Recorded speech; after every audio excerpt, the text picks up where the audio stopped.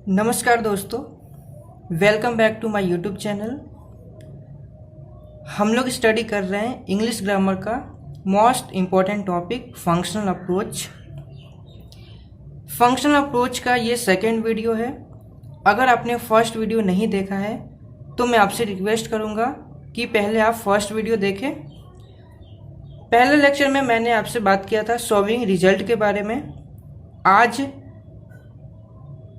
दूसरा टॉपिक जो है वो talking about person, place, things in relation to something, ये दूसरा फंक्शन की हम बात कर रहे हैं। सबसे पहले तो इसका मतलब समझ लेते हैं। टॉकिंग अबाउट पर्सन और प्लेस और थिंग्स मतलब कि किसी भी व्यक्ति, किसी भी जगह या किसी भी वस्तु के बारे में हमें बताना है इन रिलेशन टू समथिंग, किसी से संबंधित हो। जब किसी व्यक्ति, स्थान या वस्तु का किसी निश्चित व्यक्ति, स्थान या वस्तु के साथ संबंध दर्शाया जाता है तब इस फंक्शन का प्रयोग किया जाता है। यानी अगर हम पर्सन की बात करेंगे तो एक पर्सन का किसी दूसरे पर्सन के साथ हम संबंध बताएंगे। अगर हम प्लेस की बात करेंगे तो किसी एक प्लेस का किसी दूसरे प्लेस के साथ हम संबंध बताते हैं। सेम अगर हम किसी वस्तु के बारे में बात करते हैं तो उस वस्तु का किसी दूसरे वस्तु के साथ संबंध दर्शाते हैं। तो ये फंक्शन इस चीज को डिनोट करता है। अब किसी भी सेंटेंस में हम कैसे पहचानेंगे कि ये फंक्शन है, तो उसके कुछ कीवर्ड्स दिए गए हैं। कीवर्ड से हम जान सकते हैं अगर किसी भी सेंटेंस में इनमें से कोई भी शब्द हो तो उसका आंसर हमेशा ये होगा। देख लेते हैं कीवर्ड्स में। सबसे पहला दिया है सच एज, सेकंड है the same as, almost the same, like, alike, unlike, similar to, differs and differ from. ये कुछ कीवर्ड्स दिए गए हैं। सच एज का मतलब होता है उसके जैसा ही। The same as, almost the same, इसका मतलब भी होता है उसके जैसा ही, उसके समान। लाइक और अलाइक का मतलब भी सेम होता है। अनलाइक का मतलब होता है उससे अलग। जैसे लाइक का मतलब होता है उसके जैसा, उसका अपोजिट है अनलाइक, यानी उससे बिल्कुल अलग। सिमिलर टू का मतलब होता है उसके समान। डिफर्स का मतलब होता है उससे अलग। एंड डिफर फ्रॉम का मतलब भी होता है उससे अलग।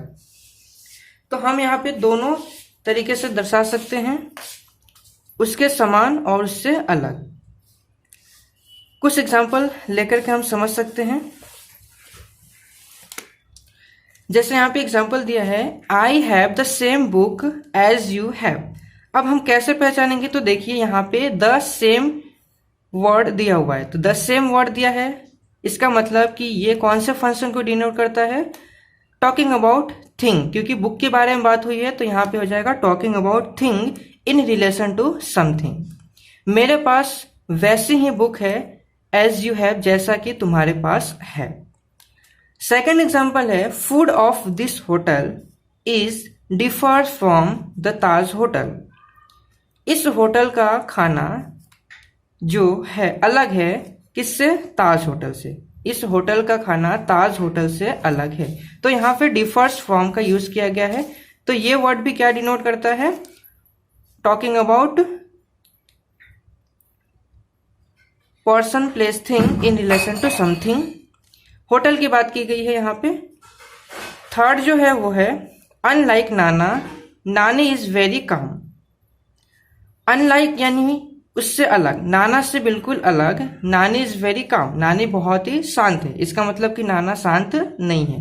तो यहाँ पे अनलाइक का यूज किया गया है। तो इस तरह से हम पहचान सकते हैं कि किसी भी सेंटेंस में कौन सा फंक्शन दिया गया है, हम कीवर्ड्स के द्वारा जान सकते हैं। अब हम जान लेते हैं कि अगर फिलिंग द ब्लैंक्स में ये फंक्शन पूछा हो तो हम कैसे फिल करेंगे। तो उसके कुछ पैटर्न दिए गए हैं, वो हम पैटर्न देख लेते हैं। सबसे पहला हम देख लेते हैं सच एज। अगर फिलिंग द ब्लैंक्स में सच एज का यूज करके हमें सेंटेंस को पूरा करना हो तो किस तरह से करना होगा? सच एज में सबसे पहले देखिए, सच के बाद ए और एन प्लस नाउन। नाउन का मतलब यहाँ पे कोई पर्सन का नाम आ सकता है, कोई प्लेस का नाम आ सकता है, या कोई थिंग, कोई वस्तु हो सकती है। इसके लिए यहाँ पे मैंने नाउन लिखा हुआ है। तो सच अ और an plus noun plus as plus subject. यहाँ पे सब्जेक्ट कौन सा होगा? दूसरा, जिसके साथ हम संबंध दर्शाएंगे, plus verb.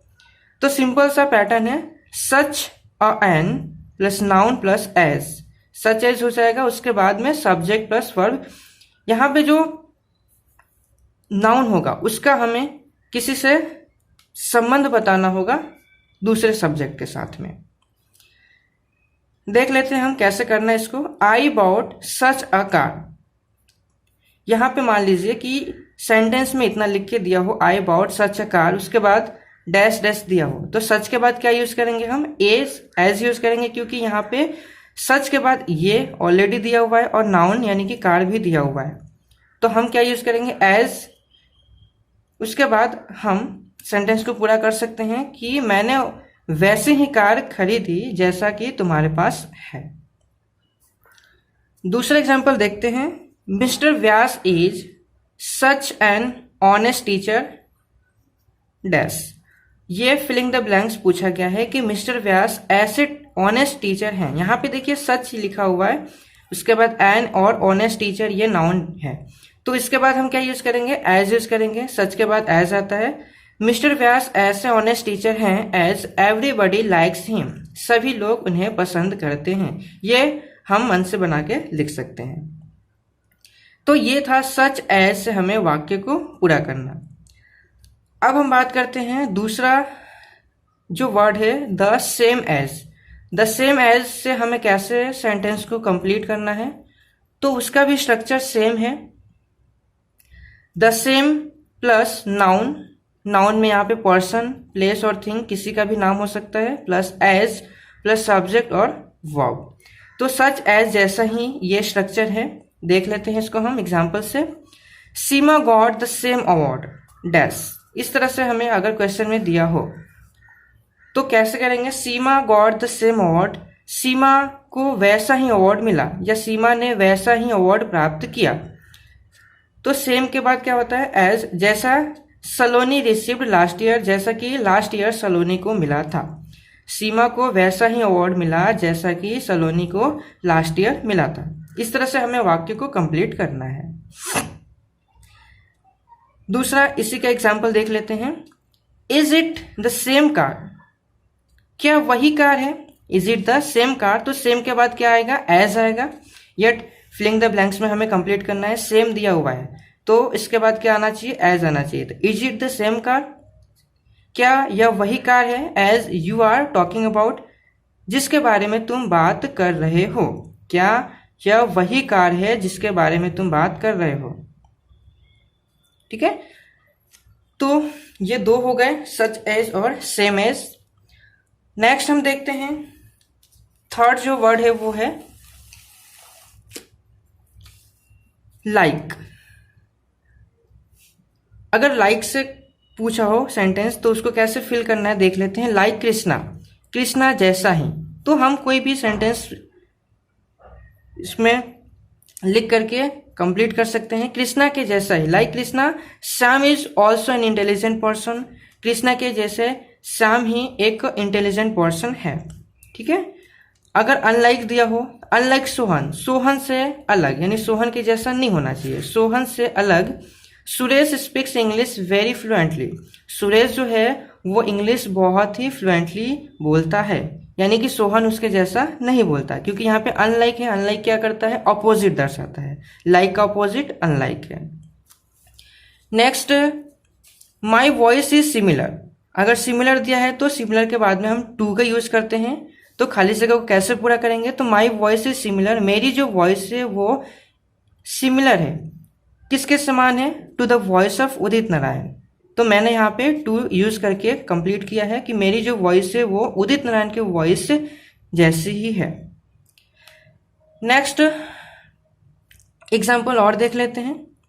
Neha and Sanju differ from, Neha और संजू जो दोनों अलग है, डिफर का मतलब अलग होना, किससे अलग है, तो डिफर फ्रॉम के बाद क्या यूज किया है, each other in their performance on the stage. Neha और संजू दोनों एक दूसरे से अलग है, किस में अलग है, in their performance on the stage, stage पे उनके परफॉर्मेंस में दोनों एक दूसरे से अलग हैं।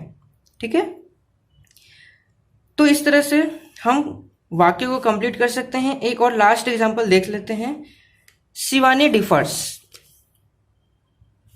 शिवानी जो है वो भी अलग है, डिफर्स का मतलब अलग होना, फिर डैश दिया हुआ है, तो हम शिवानी किससे अलग है, हम लिख सकते हैं शिवानी डिफर्स फ्रॉम सरोज, शिवानी सरोज से अलग है इन इंटेलिजेंसी, किसके मामले में, इंटेलिजेंसी के मामले में। शिवानी जो है वो इंटेलिजेंसी में सरोज से अलग है या सरोज जैसी नहीं है। तो इस तरह से हम इस फंक्शन को कंप्लीट कर सकते हैं, talking about person place thing in relation to something. तो आई होप ये वीडियो आपको अच्छी तरह से समझ में आ गया। इससे रिलेटेड कुछ और भी एग्जाम्पल्स हैं जो आप प्रैक्टिस के लिए खुद से कर सकते हैं, वो मैं आपको बता देता हूँ। यहाँ पे कुछ प्रैक्टिस के लिए सेंटेंस दिया गया है, जिसमें फर्स्ट है अनलाइक दिल्ली डैश। दिल्ली का हमें दिल्ली के बारे में बताना है, ये एक प्लेस का नाम है, तो किसी और प्लेस के साथ हमें इसके बारे में संबंध बताना है। अनलाइक यानी कि उससे अलग होना चाहिए, उसके जैसा नहीं होना चाहिए। सेकंड जो है वो है,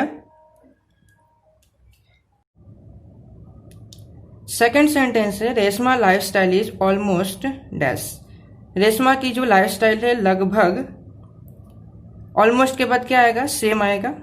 रेशमा की जो लाइफस्टाइल है लगभग सेम है, किसके जैसा, तो हम किसी अदर पर्सन के साथ संबंध बता सकते हैं, किसी अदर पर्सन का नाम लिख सकते हैं। थर्ड है I don't know such a man, मैं ऐसे आदमी को नहीं जानता। सच है तो यहाँ पे हम क्या यूज करेंगे, एज यूज करेंगे, फिलिंग द ब्लैंक्स में मैं उस आदमी को नहीं जानता, और फिर उस पर्सन को हम किसी और पर्सन के साथ संबंध बता के लिखेंगे। वो है bring me the same pen, वैसा ही पेन लेकर के आओ। द सेम लिखा हुआ है तो इसके आगे क्या आएगा, एज आएगा। ठीक है, तो इस तरह से आपको ये पांचों सेंटेंस पूरे करने हैं। ठीक है, तो आप कर सकते हैं।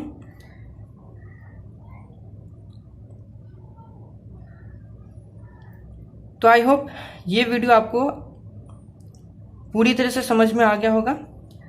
आगे हम नेक्स्ट फंक्शन की बात करेंगे। अगर ये वीडियो आपको पसंद आया तो लाइक कीजिए, कमेंट कीजिए और चैनल को सब्सक्राइब कीजिए। Thank you.